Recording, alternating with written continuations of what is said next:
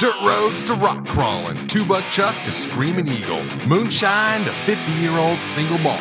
We talk about it all here on Wheelin' Wine and Whiskey with your hosts, Jason and Chris.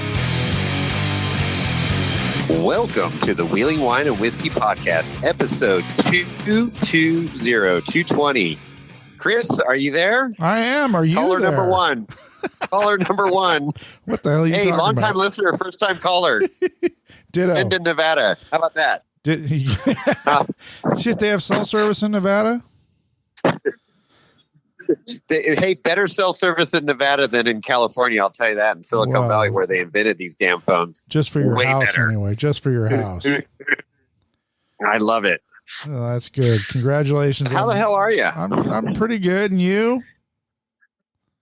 Congratulations on what? I cut you off. Well, congratulations on, what are you, about halfway through your move or two-thirds of one quarter? I would like to think I'm halfway. Oh, that's good. I don't recommend it. 0 stars. Do not recommend moving. Well, I recommend you hire a mover, but it is quite the ordeal. Yeah, you could have done that, but I got enough friends. I don't know if they're going to be my friends after this, but we'll see. No, you'll have I just bought a nice new barbecue. So yeah, that's what you were for saying. them that have a move. Where'd you get that? At Home Depot, Lowe's? Nice. So I went with Pit Boss. Pit Boss pellet grill. Yeah, because the Traegers are just they're good, but they're just not built strong like bull. So I said, if I'm going to buy a pellet grill, I got to get something that's nice. And this one's pretty damn sweet. It's big. It's well built. It's insulated for the cold weather. Uh-huh.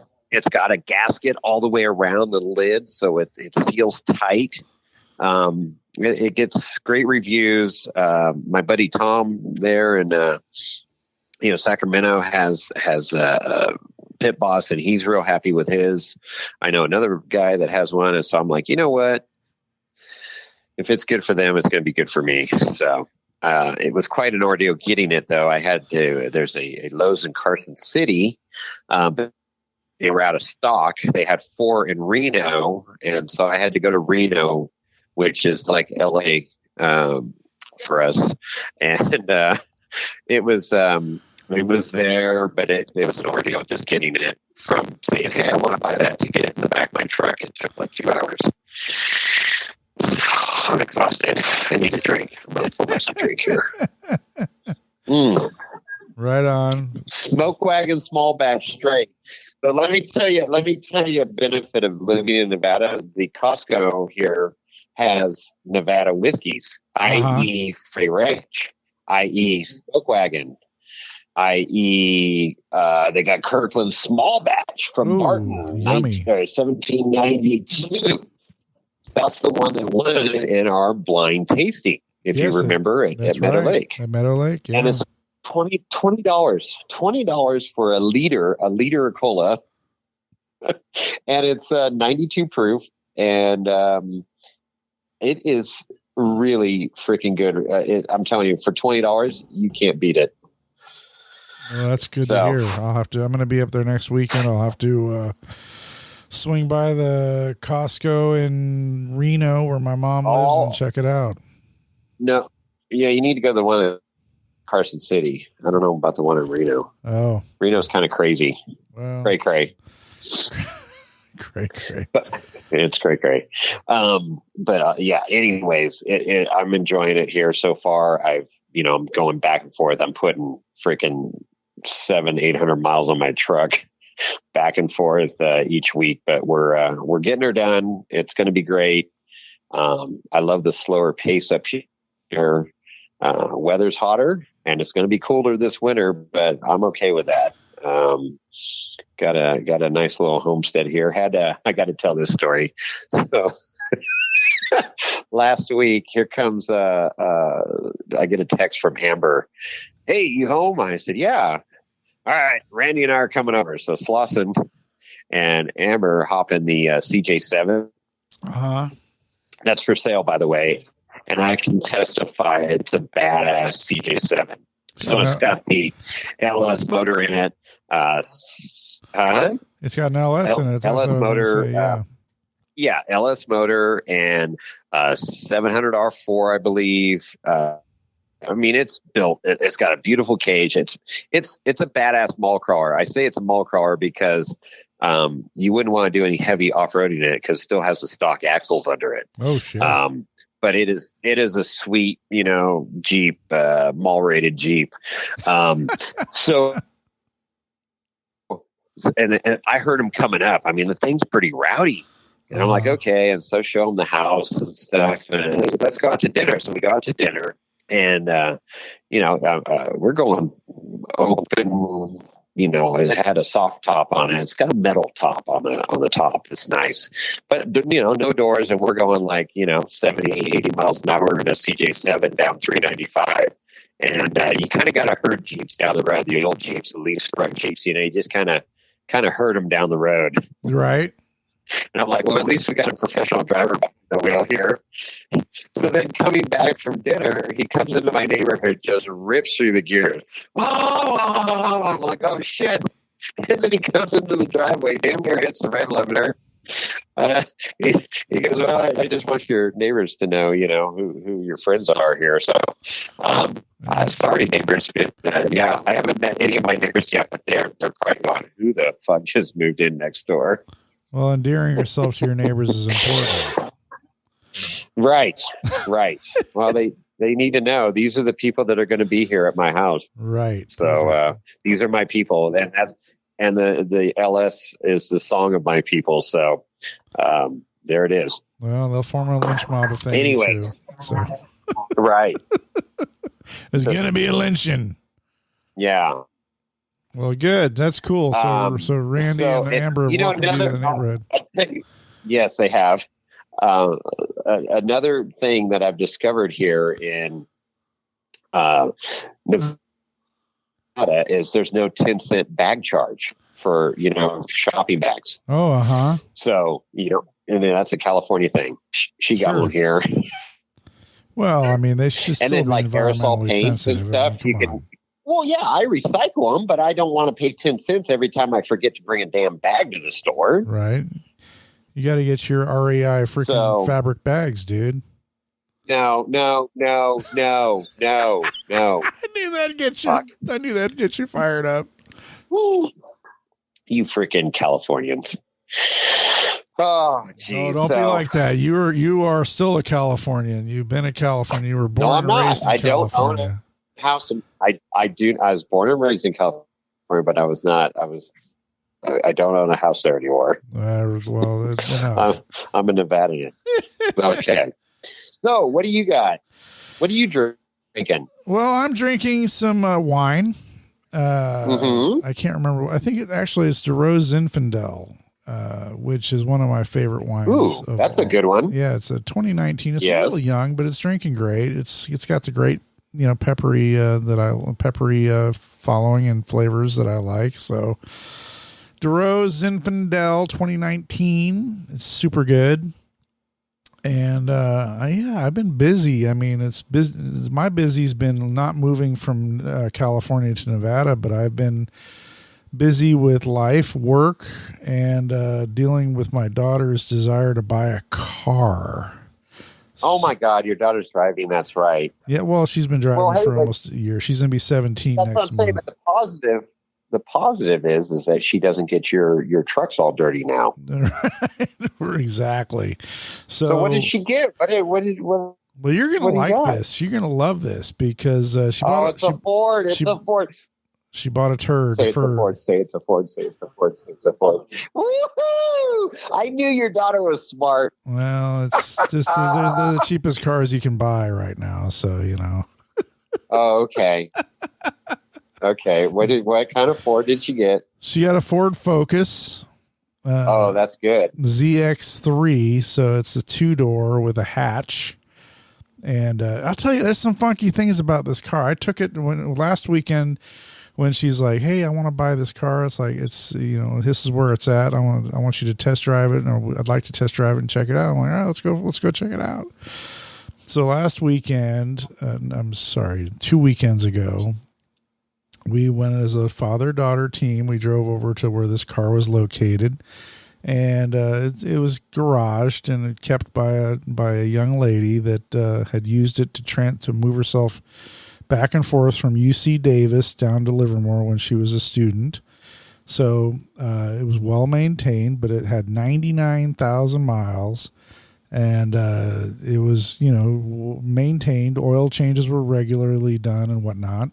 So I drove it. It's an automatic. It has, it's AC, power windows. It's just, it's a 2005, so it's pretty old, but it's how many miles? 99, just under 100,000. So like 99,300.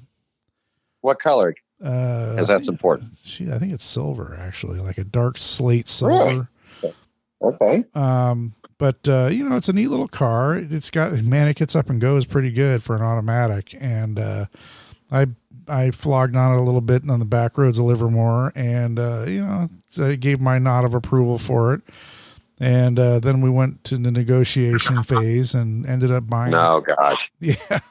So we ended up buying the car for $3,500, which oh wow, yeah, screaming deal for a vehicle that's in good shape. It's great. But once you buy the car, we picked it up this weekend, and today was registration day, transfer title day, and all that nonsense and fun stuff you got to do. So went down to AAA here in Dublin, which is nice. Being a member of AAA, you can avoid DMV because they have a DMV in the AAA offices, and they allow you to do title transfers and whatnot. Yeah. So yeah. But turns out we needed to do a smog check. So okay, we paid our fees, and all we needed to do was get a smog check done real quick. And so this is where it gets a little weird, because as you research the car, so it's a practically zero PZEV, practically zero emission vehicle, right? Okay. It's got the 2-liter 4-cylinder engine in it, and it has get this, and I don't know if you've ever heard of this or not, but lifetime engine air filter. Say what? Yeah, dude. So I'm looking this up. I'm like, okay, I got the owner's manual. I'm like, all right, what do I need to buy to do a service on this thing? Oil filter, spark plugs, fuel filter, whatever you need. Sure. Okay, where's the air filter on this? And it's like, you're looking in the owner's manual, and there's literally no, it says not applicable for air filter. I'm like, what the fuck? Oh my God. Gosh. So there's an asterisk there, and it says lifetime air filter, and I'm like, what does that even mean? I mean, right. So, it means exactly what it sounds like. It's a lifetime air filter. It should never need to be. I've never heard of that. Neither have I. Literally, neither. Is it self-cleaning or what? No, apparently it's not. It's just it's this big assembly that's behind the driver's side headlight that obviously connects to the intake, but it goes down, I don't know. It's got all this foam media. And wait, you're telling me if you're driving back and forth on, let's say King of the Hammers. What if she goes down to King of the Hammers 12 times a year? You're telling me that filter never needs to be changed? No, that changes the dynamic completely. Dude, it's a fucking, it's a street car, dude. I get it, but how many street cars do you see at King of the Hammers? Well, a few, obviously. I mean, Dirtbag Johnny drives a street car out there. Exactly. So, but yeah, you have a valid point. You're legitimately saying a valid point for sure. And your daughter is a horse gal that goes out to these dusty ranches. Correct. So because you keep complaining about how dirty your shit gets out there. So right. So there's on the diesel tractors and trucks, there'd be like that little pressure filter, little gauge that would show the gauge when it starts sucking too hard. You said it, not me. Giggity. Okay, go on. Anyway, it's got one of those on there, and I'm like, okay, so start it up and rev it, and it's like, okay, it's in the green, so we're good, But so I started researching this some more, and it's like if it needs to be replaced, and most people say they need to be replaced about 150,000 miles, it's $500. But there is a retrofit kit that you can purchase online from Amazon that allows you to use a conventional paper filter in place. And I'm like, well, we'll be doing that when it comes time. But, cause I'm not going to throw down 500 bones for a freaking lifetime air filter for something that probably lasts another 50,000 miles. Right. So, but again, that, this is stuff you learn. You being a gearhead your whole life has never heard about a lifetime air filter. Neither have I. And I'm like, this is tripping me out. Well, and then, along those lines, you get like AMSOIL and you put on, your oil costs, freaking 20,000 miles and you can, change this filter out. No, things get dirty. Oil needs to be replaced. Air filters need to be replaced. Fuel filters need to be replaced. I don't get it, but okay, fine. I mean, if you're driving on city streets, fine, but even if you're like in Los Angeles with all the smog, that filter's going to get clogged driving the streets. Yeah, no, I agree. Whatever. I don't buy it. Yeah, well, it is what it is. Well, that's good. So she's excited. She's excited. I remember my first car. What was your first car? My first car was a Toyota Celica. I know, that's right. I remember it was a Toyota. And you still have your first car. I still have, the first car I bought, yes, my 89 F-150. Yes, it's still, and it's happily living in Nevada right now. Ah, perfect. Mm-hmm. So that dovetails into the smog test. So after, like I said, how fun is that? So, it's we talked on the show a few weeks ago about me smogging the Wrangler and how it's a gross polluter and all that bullshit, and they show the numbers on the test report and all that stuff. Well, dude, they don't even show, because this car is a PZEV, they don't even show like the test results. It's like, I don't even know if they put the sniffer on it. I think they just, it just passed. It's like they don't show like carbon monoxide or NOx. They don't show any of the numbers, what the minimum allowable is and what the test numbers are. It's just they took like 10 or 12 minutes and they charged us $70 or $80. I'm like, whatever.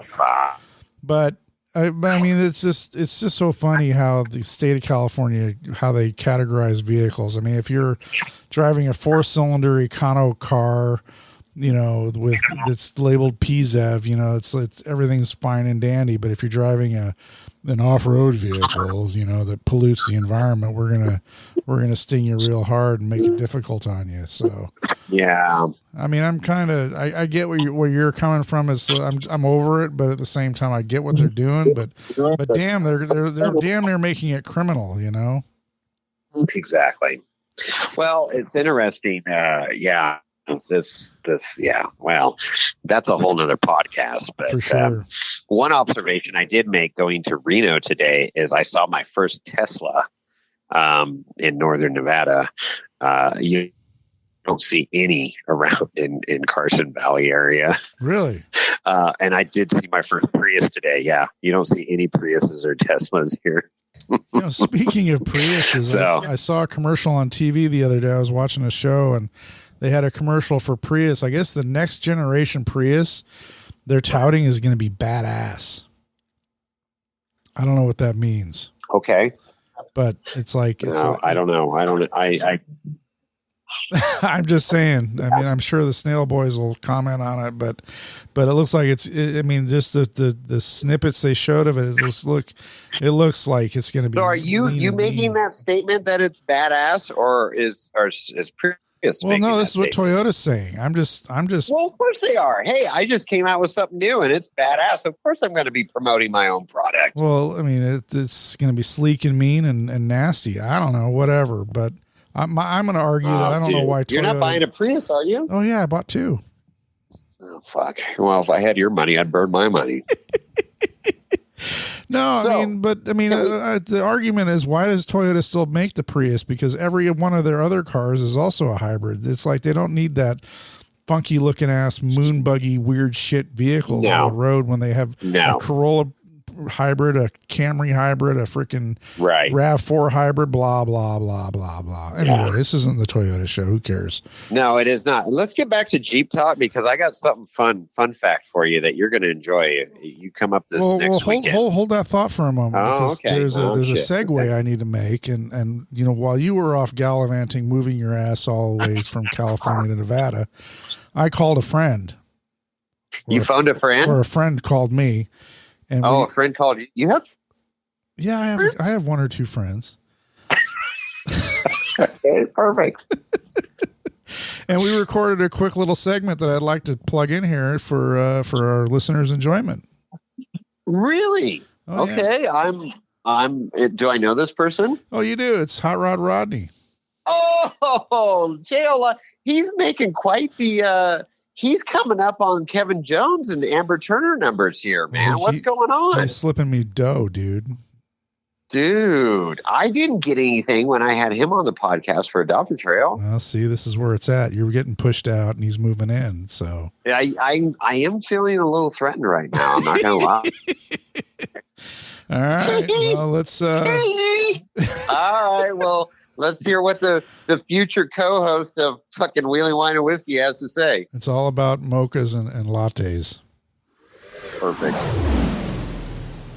Okay, listeners, we got a special guest. He's becoming kind of a regular guest on the show here. I'm going to introduce you to Rodney. Rodney, JK Latte Rodney, or JL Latte Rodney, right? Man, I messed that one up. I've been a little not a JK. No.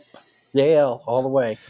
Is there going to be a new? I'm doing okay. I'm drinking a little bit of vino right now. I felt like I needed a little pick me up. Well, it's not a school night for you, right? You work these. You've got Mondays off. That's right. I do. Hey, is there going to be you're a Jeep guy, obviously. Is there going to be a new?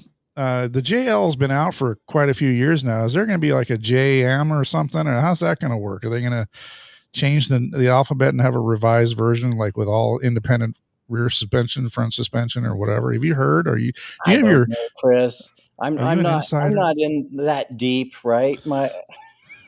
I just want to go wheel and I bought the thing that was out there on the lot at the time. So, I suppose, everybody has to change a body style or keep the line moving on style and comfort. So I would imagine that sometime Jeep will have a hovercraft out there.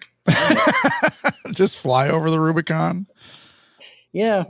The Hover Rubicon edition. I mean, what's going to happen? I mean, suddenly your rig will be a has-been rig. It won't even be it won't be the latest and greatest and it won't be supported anymore. I mean, doesn't that seem to be the trend is like, I mean, right now I have a YJ, right? And there's literally there's almost zero aftermarket support for that thing. I mean, you've got all kinds of aftermarket support with that. I see these YJs that are built to the hilt, and I just think that you need to get some axles under it and start shopping on Moto Built or somebody private like that, and get your son to start doing some welding for you. That's right. Well, I know I talked to Dynatrack several times every time we went to SEMA, and those guys are just chomping at the bit to build me tons for sure. So they're like, yeah, whatever you want, just whip out the credit card and we'll make it happen. I'm like, Dynatrack, they could make it happen. Write the check, Chris. Just write the check. So once in a lifetime moment, right? Just what do they call it? Buy once, cry once. I don't know, YOLO, something like that. You only live once, YOLO, right. So what have you been up to? You mentioned wheeling a little bit ago. Have you been out and about? I know I haven't, and that's just because work is kicking my ass. And I know you're working like a dog too, but you you live closer to the trails than I do. What have you been doing? I didn't wheel this weekend. I got invited to the Rubicon, but wife was out of town. She was on a business trip, so she didn't get in till late. So I had dog duty. Doggy duty. Got to keep the pups happy and healthy and fed. So I was pulling time here. But the weekend before, I did get out after the Pardoe Trail with Esprit de Four, your group. Right. So when you and I met on when we did the podcast prior without Jason, I mentioned the local group up here called the Mother Lode Rock Crawlers. That's right. And you did. So one of your listener, I guess your only listener, Brent, he he slid into we have two, not just two? one. All right, I listened to maybe three. My mom listens, so that's four. So he slid into my DMs on IG and said, "Hey, sorry you had a tough go around the first time, but hey, when we have an event or something, I'll let you know, and maybe you can come along if you want. So if you're available." So he did. About a week later, he let me know that they were doing their Adopt a Trail the weekend after we got done with the Esprit de Force. So I said yes. And hell yeah. Hell yeah. So we went up and cleared Pardoe Trail. Pardoe, right. Yeah, we go in at Bear River Reservoir, right up Highway 88. Short drive for me. It's probably, 25 miles. Okay. And then the trail is about 20 miles up to Tragedy Springs. What's Silver the elevation Lake. at the trailhead? Do you know? It's just around, I want to say 7,000, maybe 7,400. Okay, so translating that into winter of 2022-23, that's snow level still. No, there was a little bit in the trees and the shade, but no, everybody was camping. They were at the lake. They were boating. They were fishing. The campground was full. Oh, good. So, but once we started making it up into higher elevation, I think we hit about 8,000, 8,300 feet. You started getting into some snow, and we were not able to clear the whole trail. It's a 20-mile trail through with another 4-mile, very difficult section from Tragedy Springs to one of the Kirkwood ski resorts lifts. So when you say difficult section, if there was no snow, it'd be a rock crawling, technical rock crawling. Technical rock crawling is what I'm getting from their group. I've not done it. Pardoe was the very first trail that I did in the JL. When I first bought it, I think I was still on dealer gas, and driving like you stole it. Yeah. So that's where I cut my teeth, and so it was good to be back on that trail. I usually go up there and try to clear some trail with me and a friend, and just see how far we get before we get to a snowdrift area that we know is going to be there all the time. But this year, I did it with their Adopt a Trail group, and met some new people. I met Ron. He's kind of the ringleader there. And Jack, he's got a really nice CJ7 blue. I did an IG post with, I think his Jeep was right there. We did some of the trail together. Okay, cool. Snapped a couple photos and stuck them on IG of that trip. But yeah, we got turned around with some heavy snow, but we did clear a lot of trees. So what were the size of the trees? Were they like medium, like a foot in diameter, or up to like 3-4, huge, small, regular, all over the place? What? Kind of all over the place. A lot of just trees that were just bent over and still stuck in the ice. Some of them we just strapped on and just kind of yanked it out of the ice and put it behind another tree, and we'll just continue to let it grow. We didn't have to cut too much. Were you carving snow again with your chainsaw like you did? No, no ice sculptures on this trip. So. Yeah, right on. Right. So the what was it? The Mother Lode Rock Crawlers. What types of rigs? I mean, you just mentioned a CJ7. Were these like pretty well built up, like on 40s and tons and stuff, or or just kind of average Joe wheelers, or what No, were we seeing? Pretty much average Joe wheeler. There was a JK, Ron, I think he and his wife had just purchased maybe a JK, and new to them, but he was on 35s. Most of everybody was on 35s. I was probably running the bigger tire out there at 37. Oh, right on. There was a Grand Cherokee. He was leading the group, and he and I, and so we were kind of busting through the snow drifts, and so everybody else could get through. How deep was the snow on the drifts? There was so it is a tight treed area in a few places. Beautiful scenery. There's some lava monuments up there. There's a lot of granite. It looks out over the valley, but through the tree areas it was pretty tight, and that's where we found the snow drifts. So you're trying to go through a tight tree area, and your bridges are collapsing, and tree wells. There's always a tree well that you're going to slide into, and try not to get some body damage. Yeah, well, you're no stranger to that. Nope. We'll take it. I watched you ding up your rig pretty good on Deer Valley a few years back, and no fear, no danger, or no risk, reward, penalty, punishment, whatever you want to call it. You just said send it. Yeah. I have a B pillar dent that's I'm pretty proud of too. So. Right on. So you guys made it in. How far did you guys make it in before you had to turn around? We probably did 8 miles of the trail. Wow. Yeah. I've got it mapped on Gaia, but I haven't opened it up and seen how far and how high we went. I want to go back up there maybe this weekend and this weekend coming up, and just see how much farther we can get and see what the snow is like. Well, I imagine with that heat wave we just went through, there was probably a pretty good melt off. I mean, we've had heat waves the last 2 weekends in a row. So, I mean, when you were up there, what were the what was the temperature when you were driving around on this trail run? 86 degrees when we got off the trail. Holy crap. What time of day was that? Mid 70s when we started. It was about 3:00 when we got off the trail. Okay. So you started pretty early in the day and just banged it out. Yeah.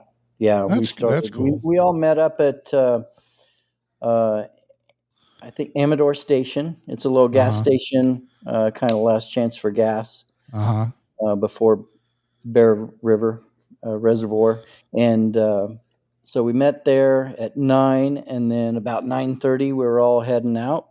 And, we got our radios ready and did a radio check and made sure everybody was accounted for and had the proper gear. Did you go Breaker 19? This is the Rubber Duck. Yeah, they're on GMRS and ham. Oh, GMRS. That's something I want to try to. I mean, I know I can program the GMRS frequencies into my ham, but I just haven't done that. I know a lot of people are switching over to that, but who was I talking to or listening to a podcast recently where they were talking about doing nothing but GMRS, and I'm like, I think it was on Trail Chasers. I think so. Yeah.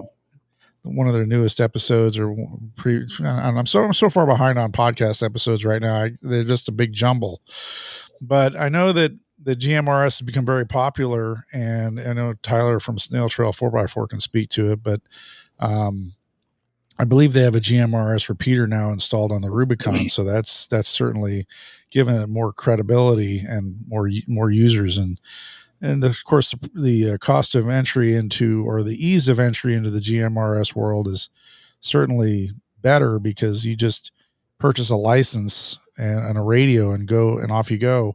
And you don't need to do any studying like you do for the ham radio license. Yeah, it's like $35 and it's good for a number of years. 10 years. Yeah, 10 years. Yeah. I was thinking about that too, because Jason and I and a lot of our other wheeler friends all have ham radio licenses, and I think my Jason's and we got ours at the same time. I think we're going to be due for renewals, I think next year or the year after next. It's amazing how 10 years flew by so fast, but that's just, you blink and boom, there it is. So, but I mean, so you've been talking about Pardoe Trail for quite a bit, over and over, and even in private conversations, you talked about it. It's a fun trail. It's Beautiful. fairly close to where you live. And I mean, I'm excited. I want to try to get on that trail. I think that, is there places to camp along that trail when everything's thawed out and melted? There's some places to camp if you just want to go back in and get lost. There's plenty of little places to pull off and camp on some granite or near some, and but there's also the reservoir. So there's some campgrounds. We've when we did one of the not Adopt a Trail, but the Oktoberfest with ED4. That one year we just made a big loop and we kind of went in below Bear River Reservoir and we did 7 and 09 all the way across to Highway 4. 7 and 09 all the way across to Highway 4. Yeah. Oh, was that the run? Arniston one. I missed that. Yeah. Yeah. So we just blazed. You guys were like Forest Roading it all over the place, man. Yeah. We just cruised as fast as we could through forest roads and made it from 88 to 4. That's super cool. Yeah. I'm sad I missed that trip. That would have been, I mean, it sounds like it was a long day and a lot of questionable routes, but you guys made it through. Yeah, so, I mean, if one of my first runs with that group was an Oktoberfest. So, and you still want to hang out with us? And well, that's what keeps me coming back because Oktoberfest with you guys is crazy. So it's like a box of chocolates. You never know what you're going to get.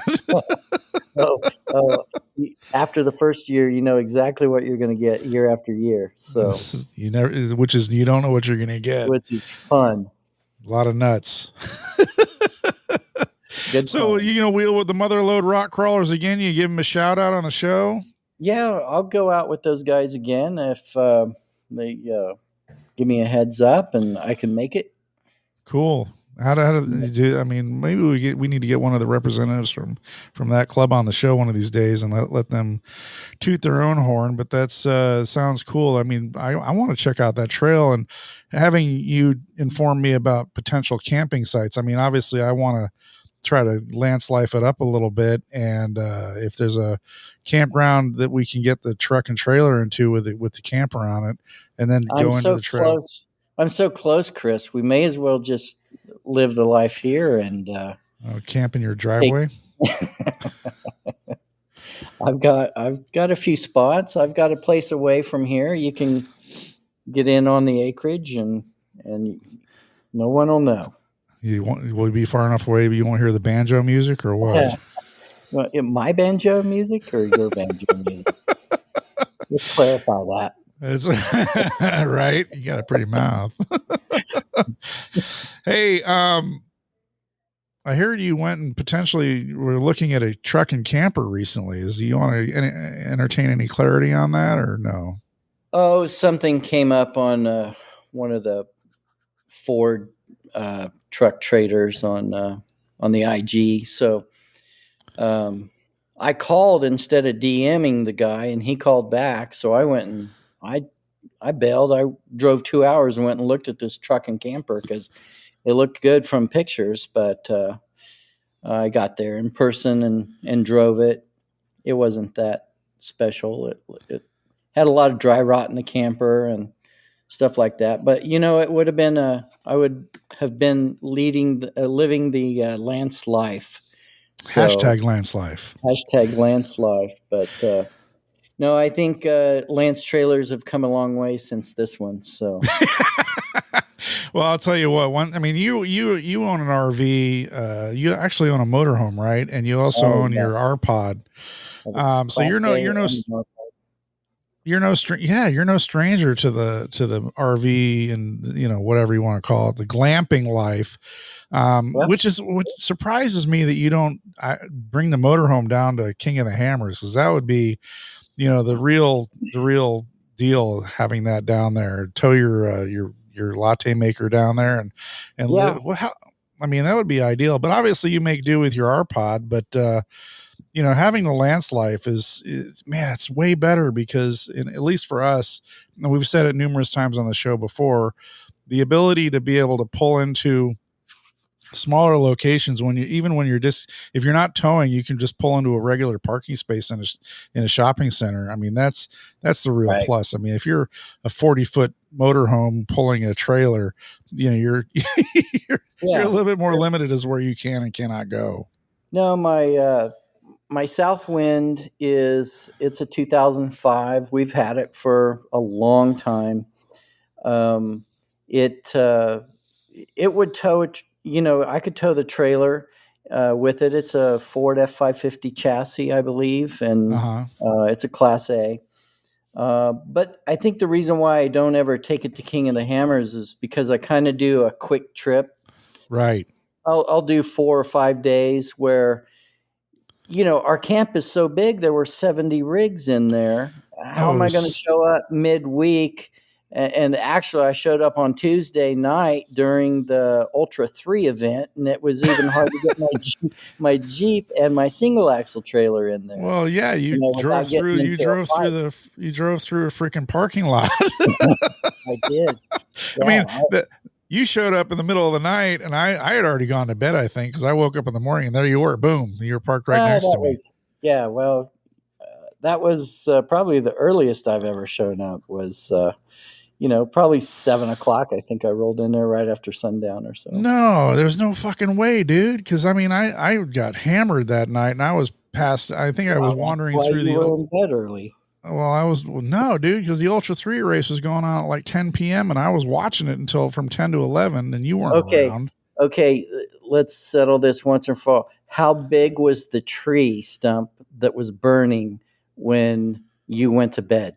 It was pretty freaking big still. I was like, because I walked by that thing and I'm like, yep. Who the fuck brought it? Where did that come from? We've discussed this tree this guy brought before to the lake bed to burn. And when I got there, I passed by it. I had to roll my window up. It was so freaking hot. And it was so big that I was like, damn, who brought that tree? Yeah, parked my camper and never saw you. I think I ran into Jason coming back from Ultra 3, but yeah. I have no memory. I just saw you in the morning. That's all I remember. I think you went to bed right before I arrived on the lake bed. Yeah, no, it's possible. But I do remember that fucking whoever brought it. You know who it was? It was that guy that was camped next to us with next to me. Yeah, with that Ford. What was that thing? That Ford Explorer Sport Track or whatever. Sport Track, yeah. Yeah, and and I expected that thing to be burning still like a rager in the morning, but it was burned down to nothing. It was like she gone. Yeah. Well, so you're on the hunt for a Lance camper or a truck and Lance camper combination that's viable and not all clapped out. I was thinking about finding a truck and camper that I could put some work into and make the camper my own, right? Throw some wood floors in it, gut it a little bit and just make it my own. Put my own flair on it. So that'd be cool. I mean, I know that's, and even some of these, I've seen, watch YouTube videos occasionally of people that have trailers or campers and they put like wood stoves in them and stuff. I mean, that'd be get to camp and put your wood stove, smokestack up on the roof of your camper. Yeah. That'd be kind of cool. That'd be, wood floors, wood stove, and make sure you have a fire extinguisher. That's all. Yeah.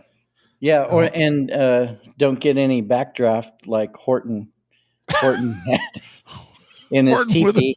Horton with a who? Oh my God. Horton's so funny. Shout out to Horton. He's great. He's got the Smurf blue Toyota pickup truck, or is that a 4Runner or just a pickup truck? 4Runner with no top. Yeah. Like with first no top. Gen, I think. I'm not a Toyota guy, but he's a wild man. I think it's considered a first gen. He wheels the hell out of that thing. Likes his Basil Hayden toast. I know that for a fact. So right on. Yeah. Yeah.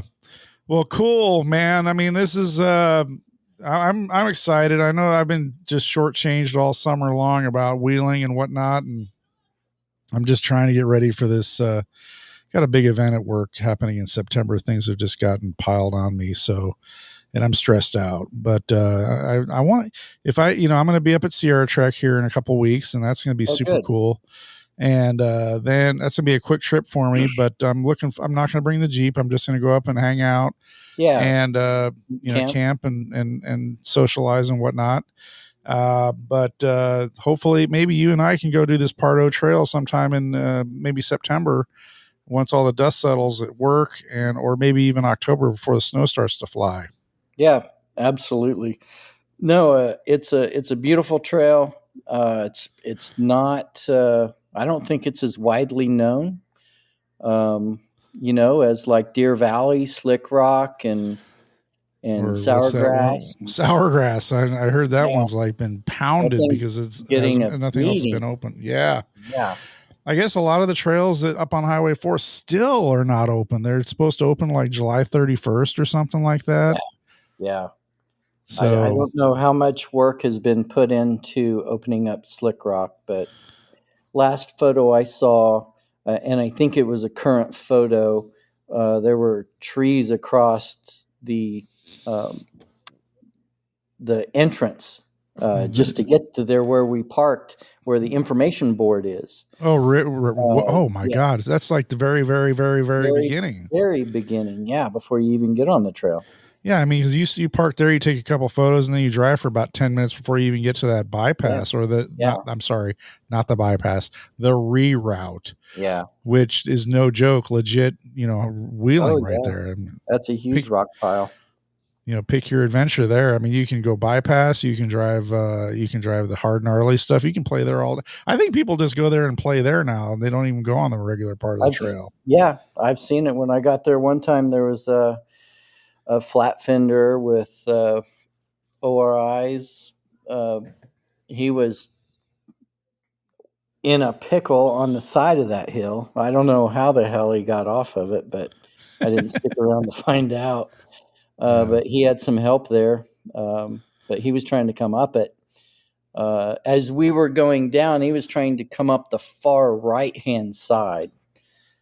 Which on where the switchback is?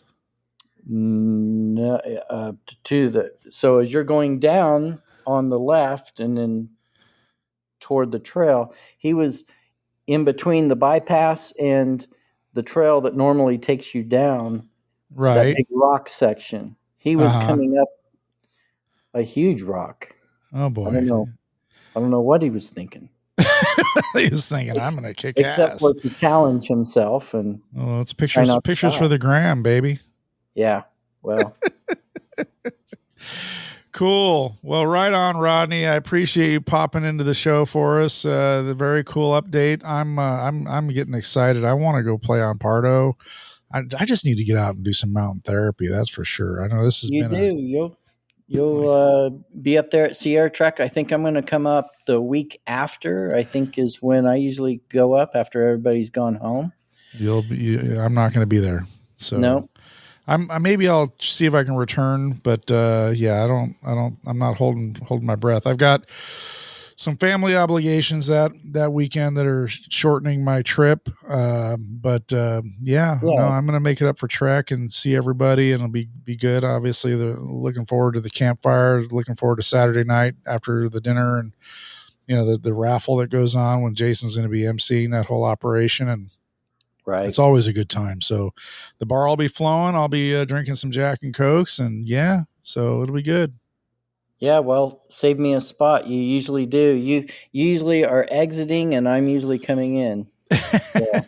By the time you get there, the place is going to be deserted. It'll just be a small bunch of people up there, and yeah. I mean, you've been there for real Trek, right? Before? Nope.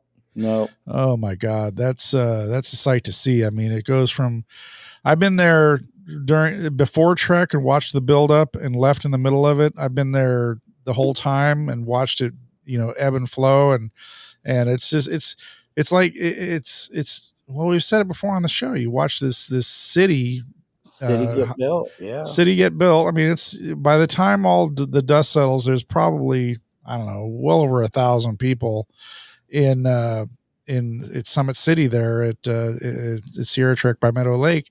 And then, that Sunday, Saturday night's the big party. Sunday morning, everybody starts flowing out, and it legitimately by noon or 2:00 in the afternoon on Sunday, the place is empty. It's crickets. Yeah. And that's when it gets awesome again. I mean, don't get me wrong. I like the crowd and I like all the people there and the socialization and whatnot. But when people split and it becomes a quiet little, intimate community again, it's pretty fun. So, right. And that's kind of when the Nevada guys start rolling in. Get that's Robert and Dan and those guys. They're pretty hardcore wheelers. I like being there. Can't keep up with those guys. No. Crazy Dan. Nope. And Crazy Dan, I think, has a new rig, doesn't he? No, not that I saw. Last I saw, I just saw a post on the gram. He's got the same rig. I mean, it's all tubed up and it's got some gnarly tires on that thing. I don't know what those are, but they look aggressive as hell. And they'll probably be bald by the time he gets to Meadow Lake.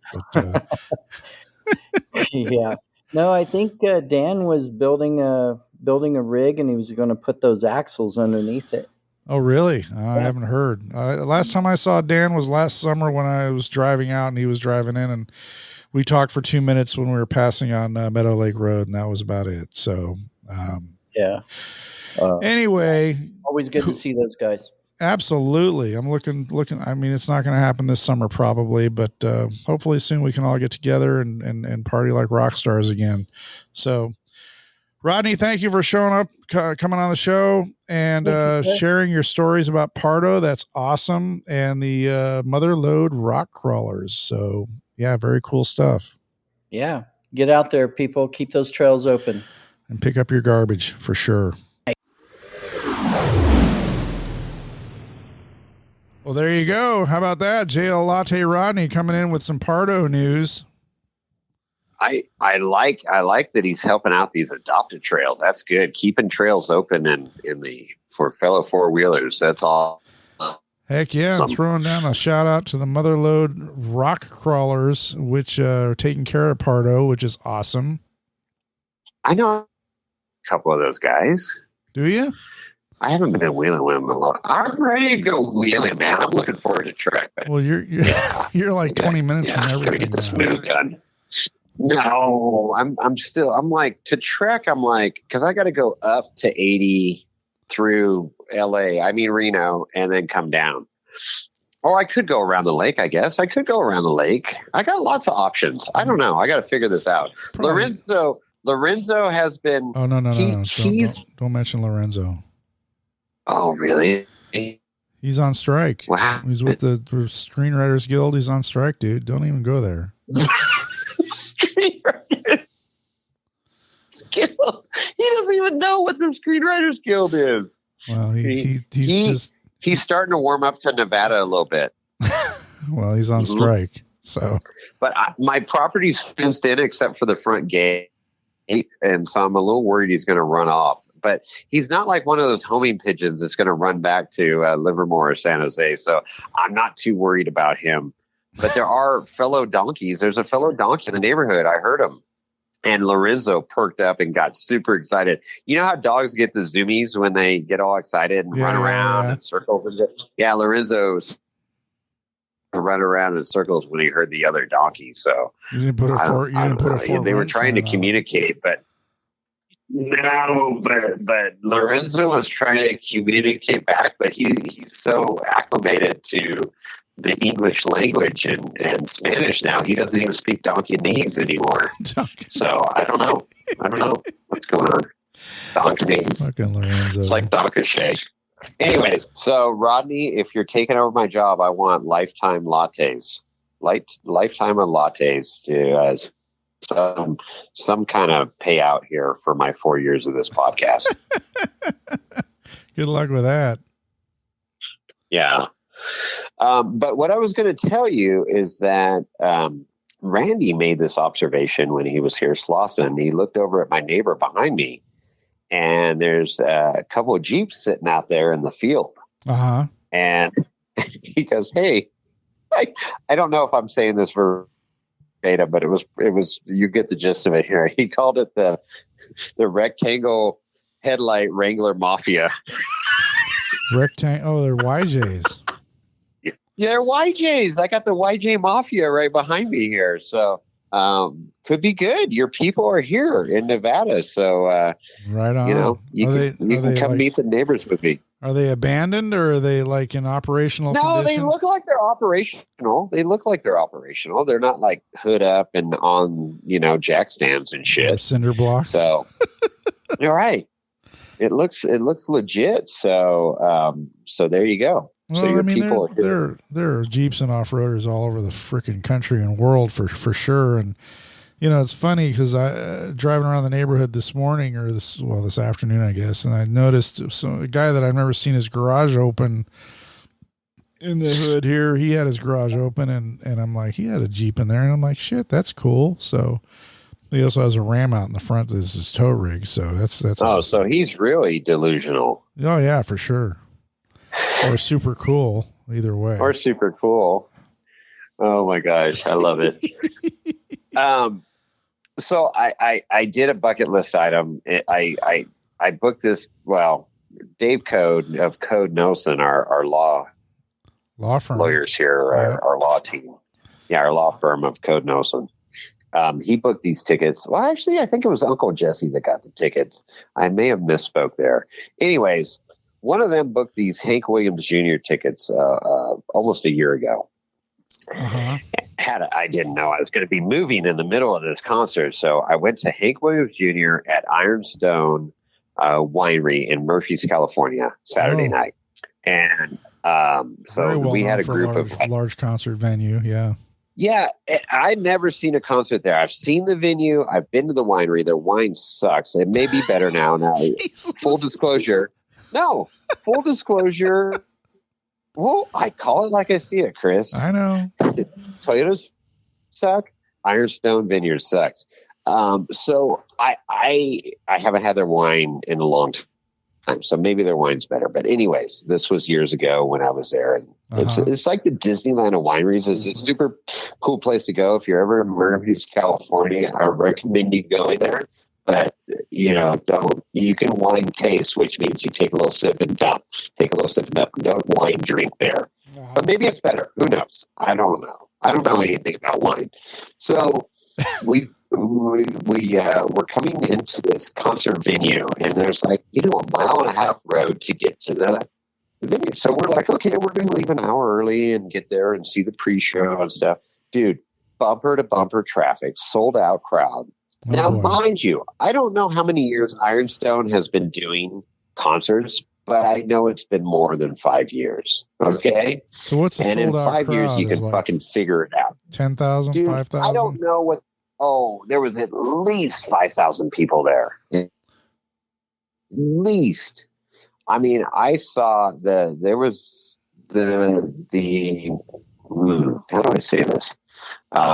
Cowgirls were looking good there. There's some nice scenery. Scenery good. there that came in pairs. Thank God I'm married. It was very nice. So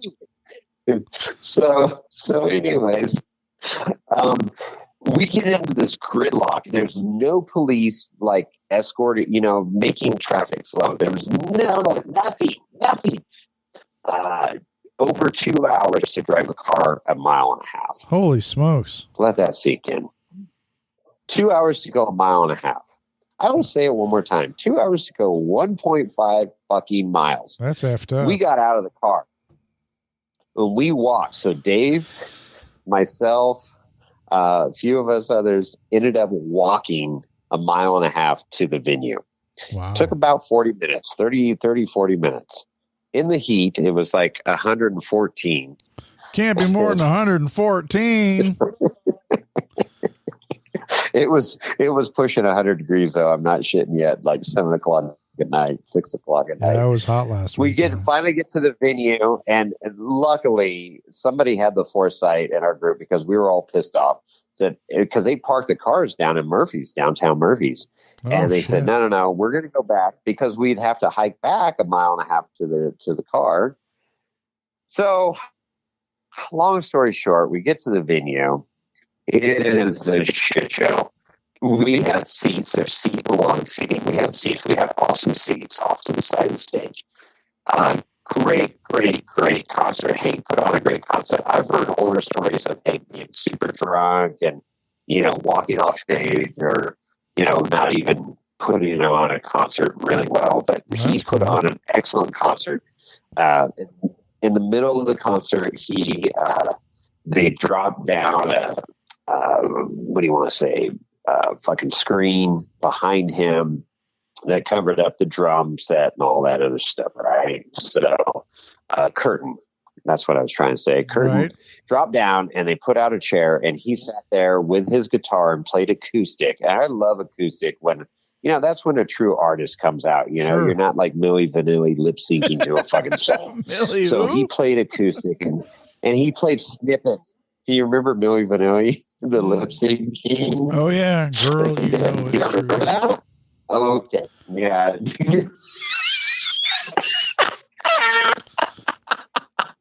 so, look it up. Those of you that are not as old as Chris and I, look it up. It was one of the biggest shams in music history. Right? Yeah, for sure. But anyways, Hank belted it out, and he, did snippets from, a bunch of his top songs, Dinosaur and Outlaw Woman, and just kept going. And it was freaking cool. It put goosebumps. It's putting goosebumps on me now just talking about it. And then the band came back out, and they finished off the concert. Okay, great. Now it took us an hour and a half to get back home. We rented an Airbnb. What a shit show getting in and out of there. There was so many police presence, security, everything at the venue. But getting to the venue and out of the venue, nothing. It's like the town of Murphy's goes, oh, great, you're having a concert. Good luck, players. That's fucked up. I will never go back to a concert there. Chris, you could tell me that I am going to go. I don't care. I don't know. What's a great artist there? Taylor Swift. I don't know. What's a big artist? No. Oh, yeah. It'd be a Swiftie. No. Whatever.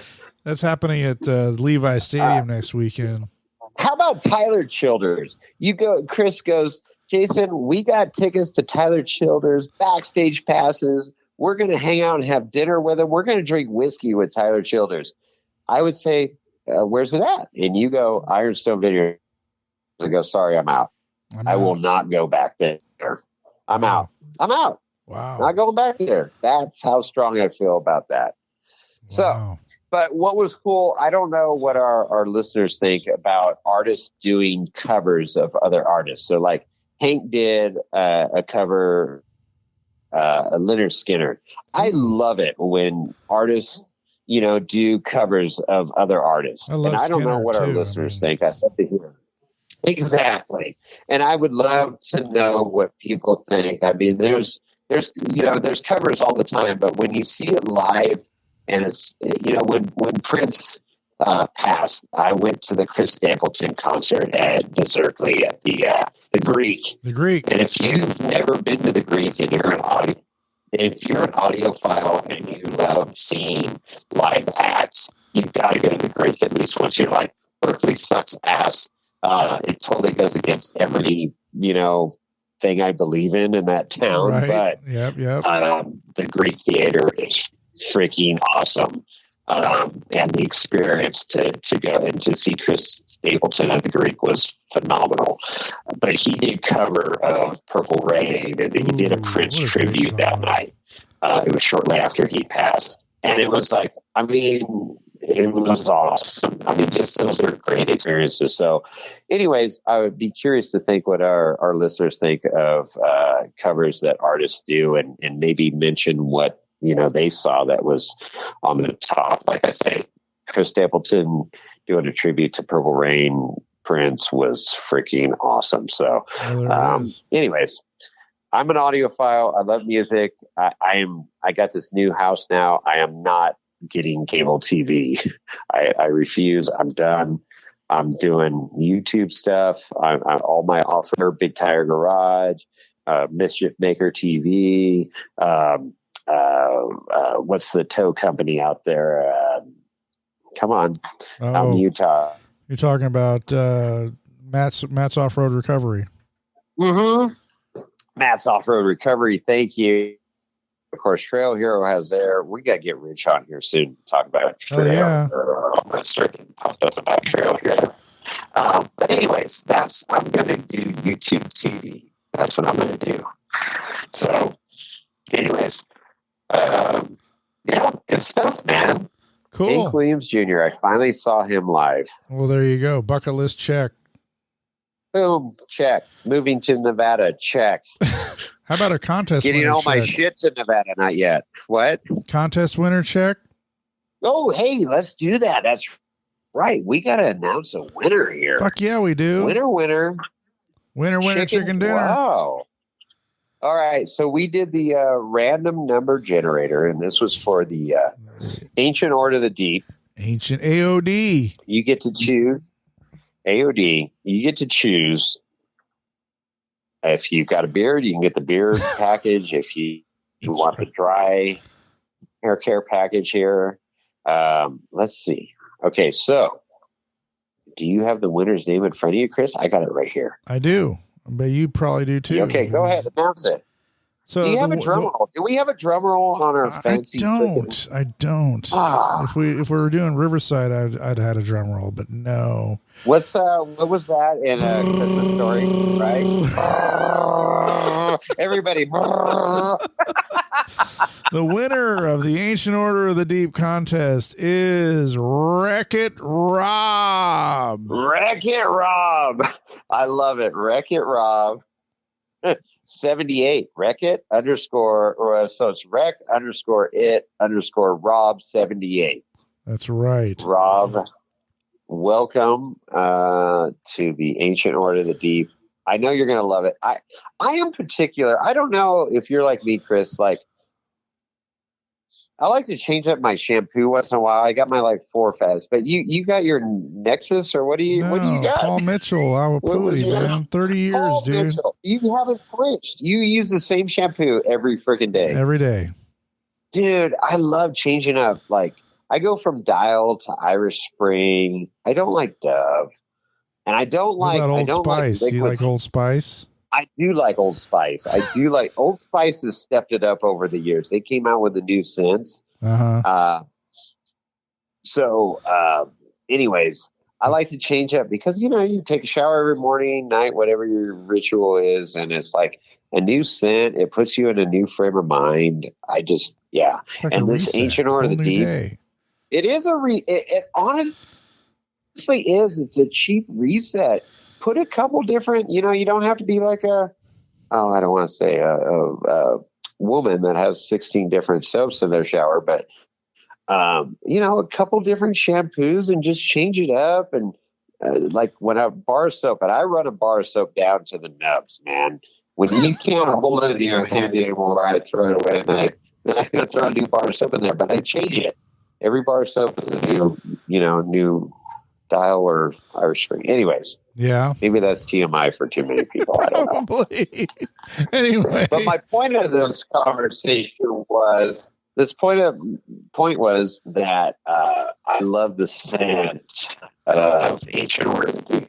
It's good. It's masculine. It's not overpowering. I hate the overpowering shit when you're in a store or somewhere, especially if you're wine tasting and somebody's got super strong perfume or deodorant on, and it's like, dude, what are you trying to cover? Exactly. Mm-hmm. It's like, just a clean scent is all you need, without some offensive body odor. I don't know. Whatever. Yep. Maybe that's just me. Right on. Well, so there you go. Okay. So Wreck-It Rob will be in contact with you, and we'll get you in contact with Ancient Order of the Deep, and make your choices and get it shipped to you. Congratulations. Congrats. Yeah, I think he's pretty local there in the California.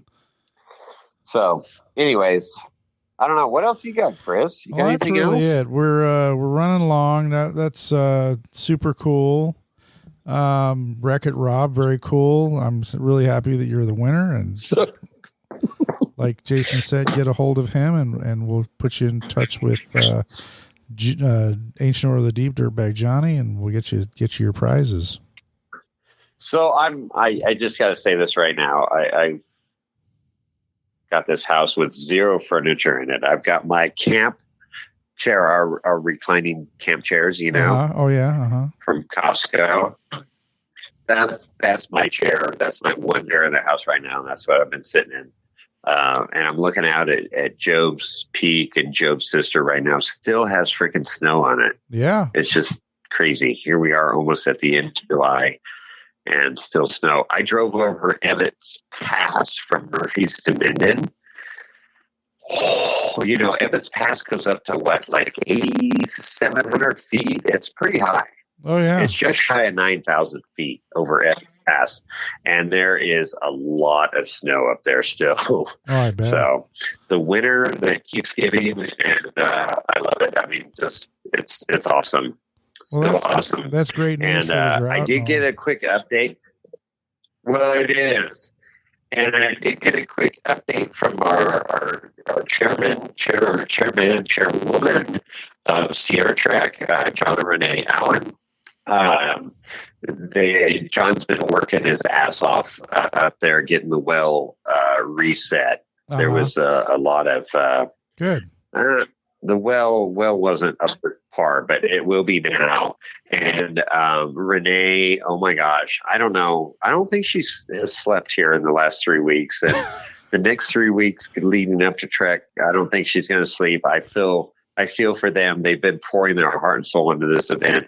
If you have not signed up, you need to sign up before August 1st. That's right. To get in the meal package. And don't go up there at the last minute and go, I want to sign up for meals. I didn't bring anything but bologna and Wonder Bread. Well, that's what you're going to be eating, because they will not have extra food. They run a tight ship. They don't buy we got 50 extra people that are going to show up, without registering. No. They buy what people have pre-registered for food. So you can definitely come up and pay for an entertainment package and hang out in camp and all that stuff. But the runs are filling up. There's still some runs open. But now is the time. You've been hesitating. People have been like, oh, it's going to be snowed in, or the trail's going to be flooded, or whatever. No, this event is happening. I guarantee you, if you are a hardcore rock crawler, you will love Fordyce Creek Trail if you've never run it before. And then, of course, there's the side-by-side, the Rock Mosquito Run, and then there's the historical run, which is badass. Outer Limits Run, which is the quote-unquote, long wheelbase, easier run that I've run in my stock F-150, or you can run in your stock, any stock rig. There's bypasses to all the hard section, and it's a very cool trail. Love that trail. So there's something for everybody. But even if you're like, I just kind of want to get out of town and camp, come on up to the lake. I guarantee you will not be disappointed. Absolutely. And you will love it. So, for sure. See your future, be your future. And Chris and I will be there. Come by our booth. We'll have our koozies and stickers.